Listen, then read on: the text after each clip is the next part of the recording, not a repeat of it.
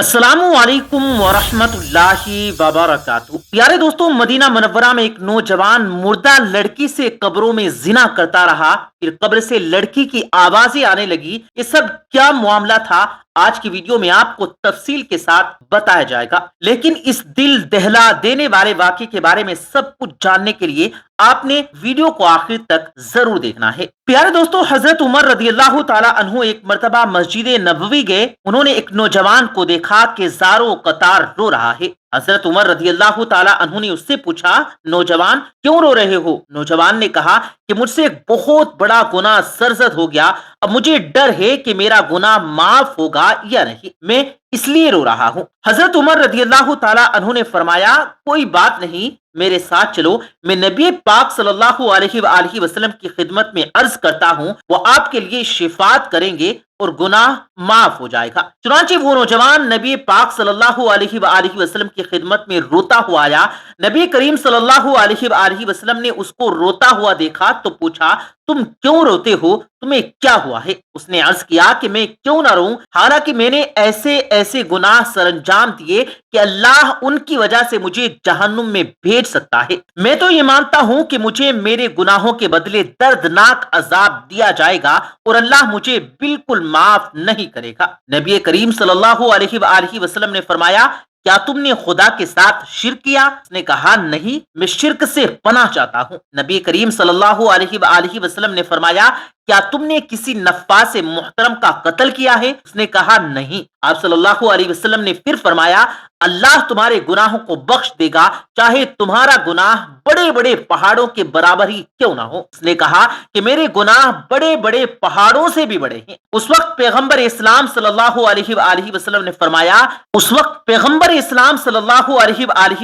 فرمایا، اللہ تیرے گناہوں کو ضرور بخش دے گا، چاہے وہ ساتوں زمین، دریا، درخت اور زمین میں دوسری موجودات کے برابر ہی کیوں نہ ہو، بے شک تیرے گناہ بخشش کے قابل ہیں، چاہے آسمان، ستاروں، عرش اور کرسی کے برابر ہی کیوں نہ ہو۔ اس نے عرض کیا کہ میرے گناہ ان تمام چیزوں سے بھی بڑے ہیں۔ آپ صلی اللہ علیہ وسلم نے غصے کے عالم میں اس سے فرمایا، اسے دیکھا اور کہا، نوجوان تیرے اوپر افسوس ہے، کیا تیرے گناہ زیادہ بڑے ہیں یا تیرا خدا؟ یہ سن کر وہ نوجوان سجدے میں گر پڑا اور بولا، پاک اور پاکیزہ ہے میرا پروردگار، یا رسول اللہ، اس سے بزرگی میں تو کوئی بڑا نہیں، میرا خدا تو ہر عظیم سے عظیم تر ہے۔ اس وقت حضور صلی اللہ علیہ وسلم نے فرمایا، کیا بڑے گناہوں کو خدا کے علاوہ بھی کوئی معاف کر سکتا ہے؟ اس نوجوان نے کہا، نہیں یا رسول اللہ، قسم بخدا نہیں، اور اس کے بعد وہ شخص خاموش ہو گیا۔ پیغمبر اکرم صلی اللہ علیہ وسلم نے فرمایا، اے نوجوان، کیا تو مجھے اپنے گناہوں میں سے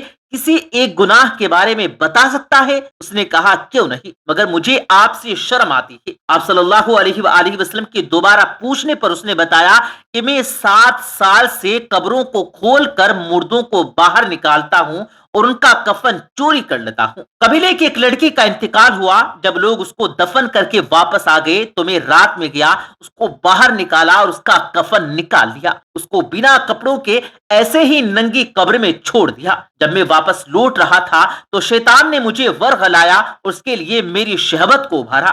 اس لڑکی کے بدن اور خوبصورتی نے مجھے اپنی جال میں پھنسا لیا، یہاں تک کہ میرا نفس غالب آ گیا اور واپس لوٹا اور جو کام نہیں کرنا چاہیے تھا وہ کر بیٹھا۔ اس وقت گویا میں نے قبر سے اس لڑکی کی آواز سنی کہ اے نوجوان، قیامت کے دن اللہ کی طرف سے تجھ پر وعدہ ہو، جس دن مجھے اور تجھے اللہ کی بارگاہ میں پیش کیا جائے گا۔ ہائے، تو نے مجھے مردوں کے درمیان ننگا کر دیا، مجھے قبر سے نکالا، میرا کفن لے چلا اور مجھے جنابت کی حالت میں چھوڑ دیا، میں اسی حالت میں قیامت کے دن حاضر کی جاؤں گی، وائے ہو تجھ پر جہنم کی آگ۔ یہ سن کر پیغمبر اکرم صلی اللہ علیہ وآلہ وسلم نے بلند آواز میں پکارا، اے فاسق، یہاں سے دور چلا جا، تو جہنم کی آگ سے کتنا نزدیک ہے، یہاں سے دور چلا جا۔ وہ شخص مسجد سے نکلا اور شہر سے باہر پہاڑوں کی طرف چل دیا، اپنے دونوں ہاتھوں کو اپنی گردن سے باندھے ہوئے تھا اور پکارتا جاتا تھا، اے اللہ، میں تیرا بندہ ہوں،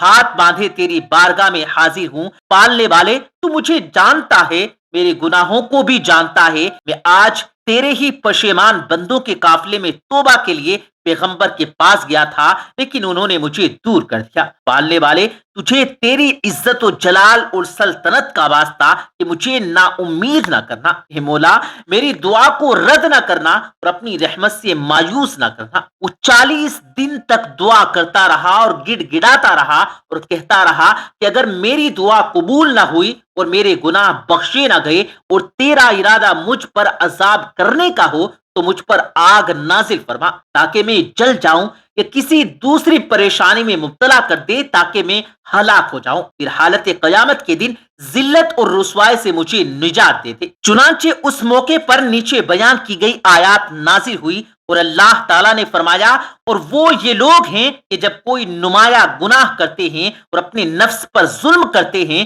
तो खुदा को याद करके अपने गुनाहों पर इस्तगफार करते हैं, और खुदा के अलावा कौन गुनाहों को माफ करने वाला है, और अपने किए पर जानबूझकर असरार नहीं करते। यही वो लोग हैं जिनकी जजा मगफिरत है और वो जन्नत है जिसके नीचे नहरें जारी हैं। वो हमेशा उसमें रहने वाले हैं और अमल करने की ये जजा बेहतरीन जजा है। फिर आप सल्लल्लाहु अलैहि वसल्लम को ये पैगाम भेजा गया कि अल्लाह ताला फरमाते हैं कि मैं अपने बंदे की तौबा कबूल कर चुका हूं, आप भी उस पर निगाहें शफकत फरमाइए। फिर हुजूर सल्लल्लाहु अलैहि वसल्लम ने उस नौजवान को बुलाकर उसकी तौबा कबूल होने की बशारत सुनाई। दोस्तों, इसी तरह का एक और वाकया हम आपको सुनाते हैं। एक बुजुर्ग जिनका नाम हजरत अबू इसहाक फजारी है, आप फरमाते हैं कि एक शख्स अक्सर हमारी महफिल में आया करता, उसका आधा चेहरा हमेशा छुपा रहता। एक बार मैंने उससे पूछा कि तुम अपना आधा चेहरा क्यों छुपा रहे हो, इसकी क्या वजह है, इस राज से हमें आगाह करो। उसने कहा, अगर आप अमान अता फरमाए तो मैं अपना मामला बताता हूँ। मैंने कहा, बताओ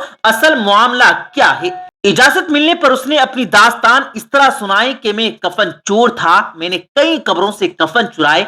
जब भी किसी नई कब्र के बारे में मालूम होता तो मैं फौरन वहां पहुंचकर कफन चुरा लेता। एक मरतबा एक औरत का इंतकाल हुआ, जब उसे दफना दिया गया तो मैं रात को कब्रिस्तान में पहुंचा और कब्र खोदना शुरू कर दी। जब लकड़ी हटाकर कफन की चादर निकाली और दूसरी चादर खींचने लगा तो अचानक उस औरत के बेजान जिस्म ने हरकत की और चादर को थाम लिया। मैंने कहा, तुम्हारा क्या ख्याल है कि क्या तुम मुझ पर गालिब आ जाओगी? ऐसा हरगिज नहीं हो सकता। ये कहकर मैं घुटनों के बल बैठ गया और पूरे जोर से ताकत से कफन को खींचने लगा। मरी हुई औरत ने एक जोरदार थप्पड़ मेरे चेहरे पर मारा। दर्द की तेजी से मैं बेकरार हो गया और मेरे चेहरे पर बहुत ज्यादा जलन होने लगी। ये कहकर उस कफन चोर ने अपने चेहरे से कपड़ा हटाया तो उसकी रुखसार पर, उसके गाल पर उंगलियों के बिल्कुल साफ निशान थे। मैंने कहा, अच्छा फिर क्या हुआ? कहा, फिर मैंने चादर वापस उस औरत पर डाल दी और जल्दी जल्दी कब्र पर मिट्टी डालकर बराबर कर दिया और पक्का इरादा किया कि जब तक जिंदा रहूंगा कभी भी कफन नहीं चुराऊंगा।